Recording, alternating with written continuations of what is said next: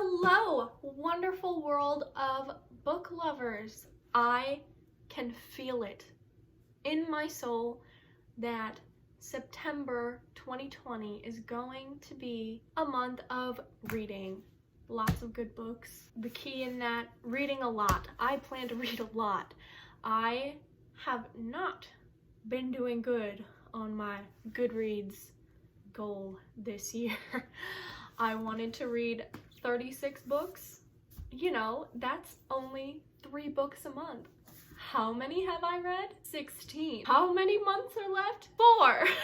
4. We struggling. So that means it is time to kick it into gear, get started, just reading marathon, all the books, all the reading. It's gonna be a good reading month. With all that said, let's dive right into all of the books that I plan to read this month. The first book that I'm going to talk about, I don't physically have yet, and that book is The 7 Husbands of Evelyn Hugo by Taylor Jenkins Reid. I will be picking this book up this month in order to participate in the new late night book club, which is being hosted by one of my favorite booktubers, Noelle Gallagher, and it's also being ran by Ellias and Joel. So I will be participating in that book club this month.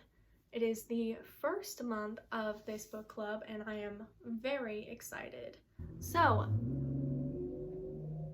the next book that I plan on reading in September is The Secret Garden by Frances Hodges Burnett. Spoiler alert, I've already finished it. I finished it last night. What did I think? Who knows? You'll have to wait.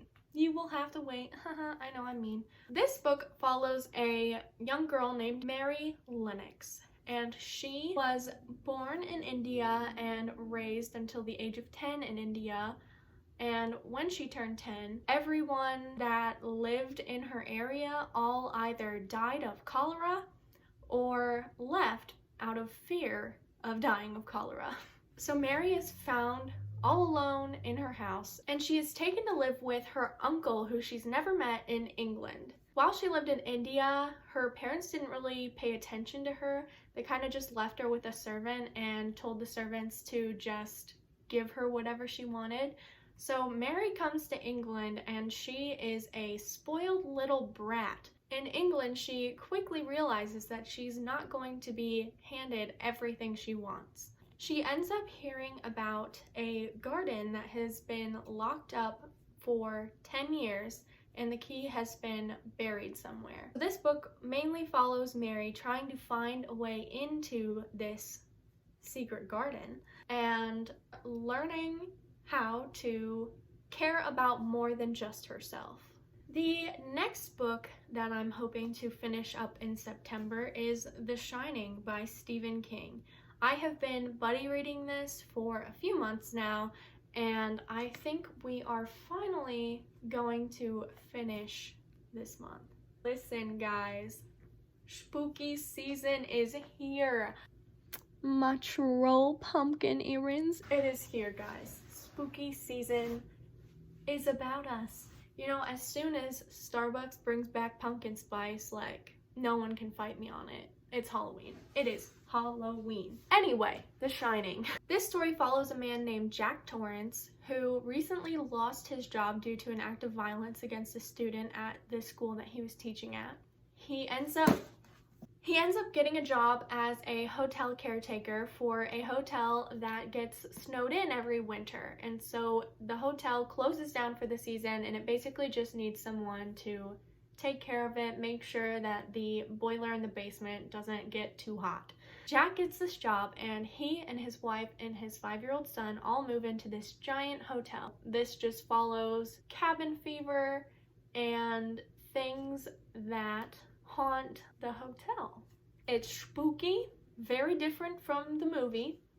This is a reread for me, by the way. The next book that I'm really excited to read in September has been all over BookTube, and actually my other favorite booktuber, Peruse Project. Literally anything she says to read, I will read it. We have the exact same reading taste. I've read so many books just because of her. Anyway, she just recently very highly talked about this book, so I immediately had to go and get it, and that is The House in the Cerulean Sea by T.J. Klune. It follows Linus, who is a caseworker, and he has to go to this orphanage on this island, and he hears just like horrible things about the kids that are there. They have these evil powers. Basically, this story follows him going to this orphanage, meeting all of the children, meeting and possibly falling in love with the man who runs the orphanage. Very excited to read this. The next book I am stoked about, and it is Blood and Honey by Shelby Mahurin. Oh my gosh. Look at the cover. I love snakes. I love snakes. So this cover is just, oh my gosh, it is beautiful. This is the second book to the Serpent and Dove series, which follows Lou and Reid. And Lou is a witch and Reid is a witch hunter, and they find themselves in a position where they are forced to get married. However, Reid does not know that Lou is a witch. The story just takes off from there.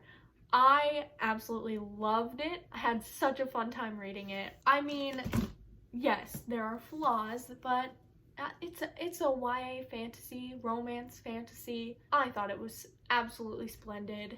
I cannot wait to continue the story. We love a good fantasy romance. The next two books that I'm really hoping to get to this month are spooky season type books. I have so many spooky Halloweeny books that I won't be able to read them all in October. I've already made my list for October because I am hype. It's gonna be great. But in preparation for October, I plan on reading The Whisper Man by Alex North.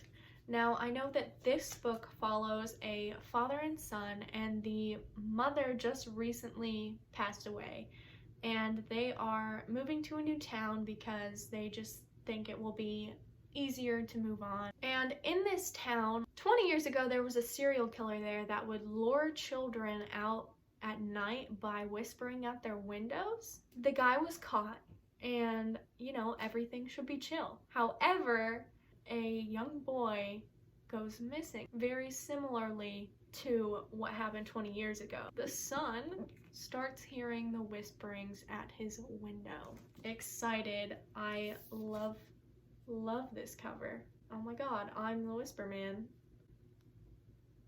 Whisper Woman. And the last book that I plan to read in September is Home Before Dark by Riley Sager. This book just sounds like the perfect introduction to October. It sounds classically spooky. So the main character's father used to live in this estate, and he had some really like creepy things happen, and so he wrote a book about it. And now the main character's father has died, and she has to go back to this estate and prepare it to be sold. However, when she gets there, she starts experiencing some things that are very similar to what her father wrote about, despite the fact that she didn't believe in what he wrote. Classic haunted house type thing. Spooky. Wow. This is like the most Slytherin book I've ever seen. My house, by the way. Slytherin. I am hyped for this. It is just perfect. I'm so excited for the haunted, spooky atmosphere. It's gonna be a great time. So those are the books I plan on reading this month, and it is gonna be a fun one. I'm excited. I'm going to read a lot this month. I will see you guys around for the next episode of Cover to Cover with Kat. What will it be? I don't know. If you guys have ideas, let me know below. Thank you so much for watching, and I will see you next time. Do I know what I'm doing? No, not really. That was unnecessary, right? Right. Hold on.